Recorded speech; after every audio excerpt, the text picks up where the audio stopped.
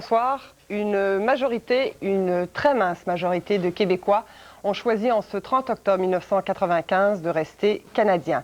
Cette majorité, elle est de 1,2 %.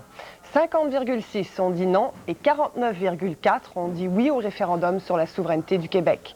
C'est une différence de quelques 50 000 voix. Et les électeurs ont été très nombreux à s'exprimer. Le taux de participation a battu tous les records. Il était de 94 %. Durant près de 2h30, des milliers de Québécois et de Canadiens ont vécu tendus, les yeux rivés à leur écran de télévision, un suspense historique, jusqu'à 22h20, jusqu'à ce que l'animateur Bernard de Rome annonce la victoire du non sur les ondes de Radio-Canada et du réseau de l'information.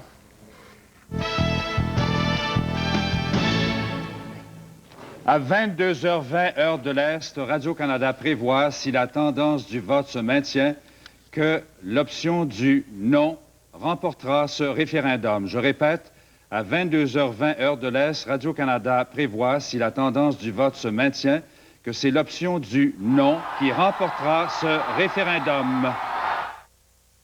Le résultat final, donc, à ce référendum qui demandait aux Québécois s'ils acceptaient que le Québec devienne souverain, a été, après dépouillement des votes dans les 125 circonscriptions, de 49,4 % pour le oui et de 50,6 % pour le non.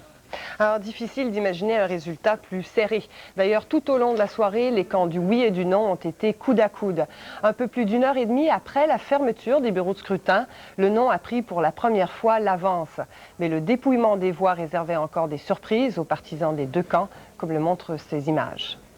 Camp du non, oui, Raymond? Ben c'est bien, vous avez gardé un certain sens de l'humour, M. Bélanger. Pourquoi pas dans les circonstances? Quand c'est si près que ça, il ne faut quand même pas perdre tout sens des proportions. Ouais. Mais c'est intéressant de voir ça passer au nom devant vous comme ça. Ben oui, visiblement, on l'a eu en direct ici. M. Bélanger, est-ce que c'est le pire qui pouvait arriver, ça, une marge aussi serrée comme ça pour vous? Est-ce que c'est un cauchemar, ça? C'est pas fini encore. Ouais. Soyons, nous avons été prudents depuis le début de la soirée. Moi, je suis toujours confiant, toujours confiant, mais il faut être réaliste. Ouais. Et c'est sûr que quand c'est serré comme ça, c'est pas plus facile après, c'est évident. Ça va demander beaucoup de sens de responsabilité de tous les participants. Quoi qu'arrive, moi, je suis toujours confiant. Qu'est-ce qu'on aurait pu faire? Est-ce que vous sentez faire un petit effort, aller un petit peu plus loin, puis c'est un peu plus la roue? Maintenant, est-ce que vous sentez... on est trop près de tout ça pour porter un jugement sérieux sur ce qui aurait pu ou ce qui aurait dû. Et on ne sait pas encore, effectivement, quel sera le résultat final. Alors, il faut quand même être un peu plus modeste et penser que tout ce que ça nous montre ce soir, c'est que ça va demander beaucoup de sérieux, beaucoup de responsabilité de tout le monde après. Ce ne sera pas simple. Ce ne sera pas simple, c'est évident. Oui, vous parlez d'être modeste parce que le non avait commencé la campagne nettement en avance. Maintenant, vous vous retrouvez vraiment, on peut dire, nez à nez.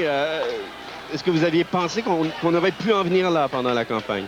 Moi, j'ai toujours pensé qu'on devait faire tout ce qui était honnêtement possible avec la plus grande énergie possible pour gagner. Et je pense que c'est ce qu'on a essayé de faire. Alors, je ne peux pas rajouter à ça.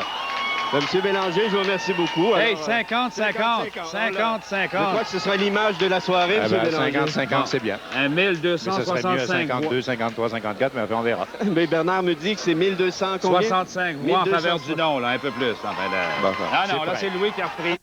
Ça va, ça vient. Alors, il est temps que je m'en aille si ça change. Ouais, c'est la vague, là, vraiment. Hey. Merci, M. Bélanger. Ouais. Bien des surprises et bien des revirements qui ont fait vivre des moments difficiles aux partisans et aux politiciens. Moins d'un quart d'heure après que le non ait devancé le oui, le premier ministre du Québec, Jacques Parizeau, semblait ébranlé, inquiet. La tendance venait peut-être de se renverser alors que le oui menait depuis près de 2 heures. Sa femme, Lisette Lapointe, s'est approchée pour le réconforter. On imagine les tourments, les frustrations, la déception peut-être de cet homme qui a consacré plus de 25 ans de sa vie à la cause souverainiste au moment où il a senti que la victoire n'était pas encore acquise. Puis le premier ministre Jacques Parizeau s'est ressaisi devant les téléspectateurs qu'il a salués. Alors, c'est une victoire serrée pour le camp fédéraliste dont les partisans ont dû dire ouf ce soir.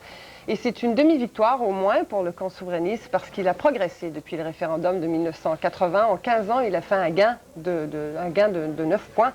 Et ça, c'est tout un message d'insatisfaction que la moitié des Québécois envoient au Canada. Bonsoir, Jean Bédard. Bonsoir, Geneviève. Alors, je pense qu'on peut dire ça, grosso modo. Oui, si on compare les deux référendums, alors que l'option de la souveraineté en 1980 est allée chercher 40 % du vote, Et donc, il y avait un écart de 20 %. Là, l'écart est de 1 %. Et c'était donc une souveraineté association. C'était la souveraineté association. Oui. On demandait le mandat d'aller négocier. Et il y avait un deuxième référendum prévu. Donc, l'approche était beaucoup plus prudente. On voit donc toute l'évolution sur le fond du débat comme tel sur la souveraineté et l'effet dans un référendum. Donc, un résultat très serré. C'est un bond spectaculaire du vote souverainiste. Mais le problème, c'est qu'on se retrouve aujourd'hui, contrairement à 1980, avec un Québec comme partagé, brisé, cassé en deux, au plan statistique, bien sûr, 50-50. Au plan aussi, il y a un clivage socio-linguistique qui est important. Plus qu'en 1980, les francophones ont voté pour l'option de la souveraineté à 60 % maintenant, alors que c'était plutôt 48 % à peu près en 1980. Le vote non francophone, lui, est resté d'un bloc du côté de l'option fédéraliste, à peu près à 92 %. Alors donc, une brisure de ce côté-là, une brisure aussi géographique, parce qu'il y a Montréal d'un côté, Montréal qui vote non, et il y a tout le reste du Québec qui vote oui à quelques petites exceptions. Alors, c'est peut-être, pour bien des observateurs, le pire des scénarios qu'on